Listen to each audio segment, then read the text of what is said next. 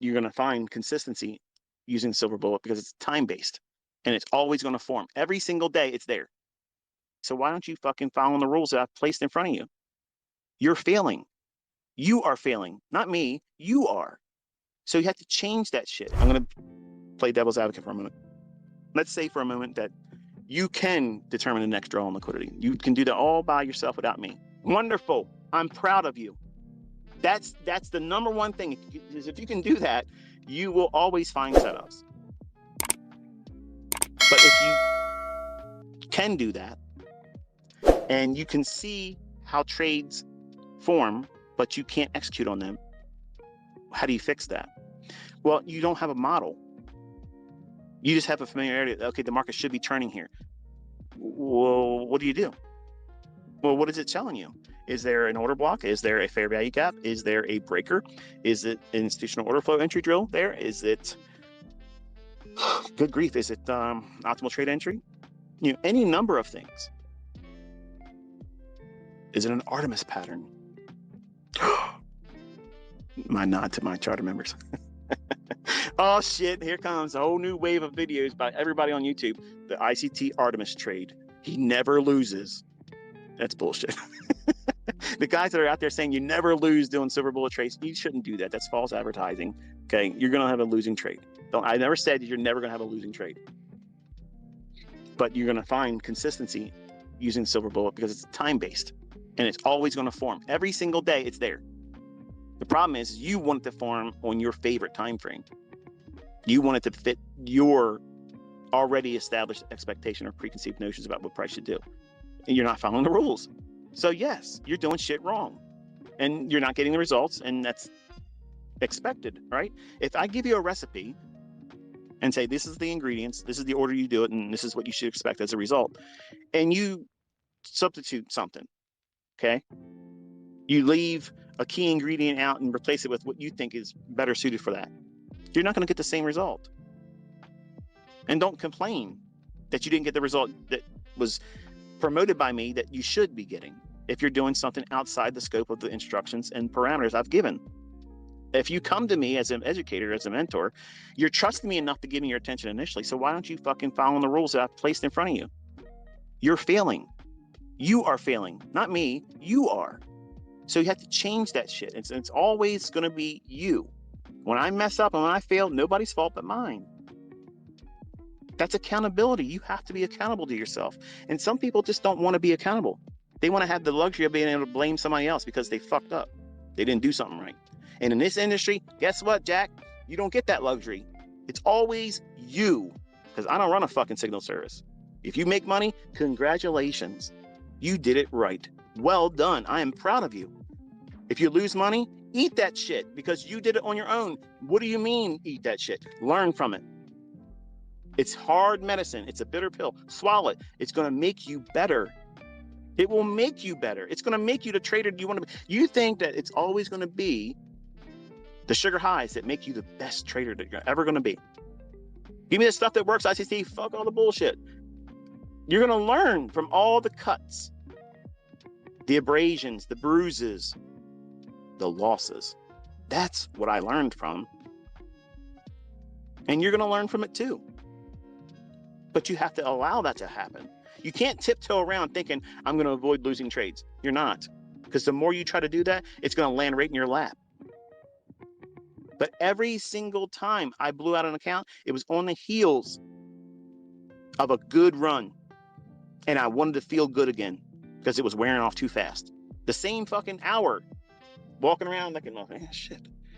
I made more money than I make a whole month. A whole month of work in this bullshit job. I made more money than that in this one fucking trade. Man, like if I just did that once a month, I don't need to have a job. Yeah, it's great. It's wearing off. I got to do it again. And you think that you can just go into the market and find something like that again, forgetting the fact that it just took you 2.5, 3 weeks for that price run to continue, to complete and go to its target. You get tore up by the chemical imbalances in your brain when you win. And you don't even know what that feels like yet because you haven't done it yet. You haven't won. You haven't found consistency. And when that achievement is reached, you have a whole new level of learning to go through. It's something, folks. It's a learning process to grow accustomed to being profitable. It sounds like it's something, there's no way everybody should have no problem adjusting that. No, it's weird. I don't know how to articulate it where it would make sense. I've wrestled with this topic for a long time to be able to teach it to students. And that's just why I say you'll know. When you go through it, you'll know exactly what I mean, because there's no way for me to articulate it in words to make you understand that it is extremely stressful making money in the beginning. When you find consistency and you find profitability, it's stressful because, first of all, you want to do more of it when you do it. And you're going to have to wrestle with that. Am I over trading? Am I pushing too much? Am I trying to push the edge too far? Am I overstaying my welcome? You're going to have a whole new learning experience that you haven't ever even considered yet because you're not even profitable. I promise you, if you ask anybody, do it. Ask anybody that's found profitability if this isn't true. It's a weird state of mind because it's like it's too good to be true. That's what it's like, a dreamlike state. That's really one of the topics in the title of one of my books, the chapter, a dreamlike state, where I do my best, and I already know because what I have in outline isn't going to be satisfying, but it's enough to introduce you to the idea, which is what I'm doing here.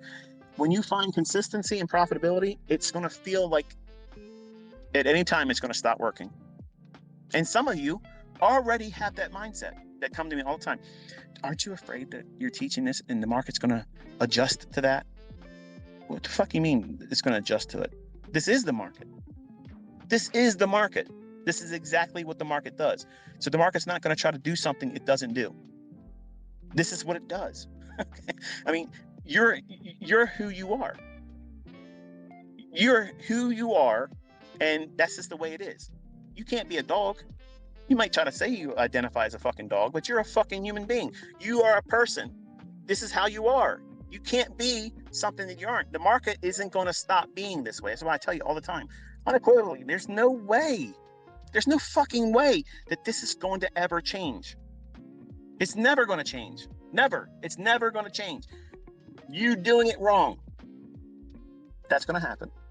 You losing money doing something incorrectly, that's going to happen. But if you know how to trade and you learn how to control yourself, a losing trade or 2 or 3, okay, stop, recalibrate, let me get my bearings again, and then go back to doing what you're supposed to be doing. But you have to learn how to pause. Pause when you're losing money and pause when you made money. It's not like you want to go out there and get another hit and get high on success. The people that succeed, that are long-term consistently profitable, they know when to sit still. And that's a very hard thing to teach. It's hard. It's hard to teach that. So I just come up with general rules that when you have a really good, nice run, stop. Be content. Live there for a little while, a whole week. But there's so many other trades. Yes, there is. The market's always moving. But you're insisting upon doing something because the availability is there versus building a foundation of mental capital. That's the point. You can have whatever you want to have in your funded accounts or your real accounts, but you really aren't trading with that. You're trading with what you're willing to lose in your head. That's real. That's the threshold that you don't want to ever cross. What does that mean? Say you have a $10,000 account. You have $10,000 in your trading account, and you think 2% you can take that. Well, if you're new, 2% is way too high. But let's assume that that's what it is. In reality, you're uncomfortable if it gets to 1%. So you might initially put your stop loss there at what would be considered 2%. But as soon as it starts approaching that 1% threshold and drawdown while you're in the trade, that's what causes you to collapse the trade. So what's your mental capital? 1%. That's your real capital. Have you considered that when you're doing your trades? Most of you probably haven't. That's a secret that unlocks performance that you've never even dreamed of. Because when you excel in knowing where your threshold is and you say, okay, I'm content with that. That's why I always said, be content with enough. What is enough? it's going to be uniquely different for all of you. $15,000 winning trade may not be significant for some of you. For other people, that's a whole year. And I'm done. I ain't got to do shit now. So it's a matter of personal preference and where you are, what your expectations, what your skill set provides for. But your mental capital, the way you build that up, is when you have the victory like this and it's done well. And you may have never taken a trade on this, but remember, in your journaling, you're going to be recording it like you saw it coming and you did. You're tricking your brain with pseudo experience.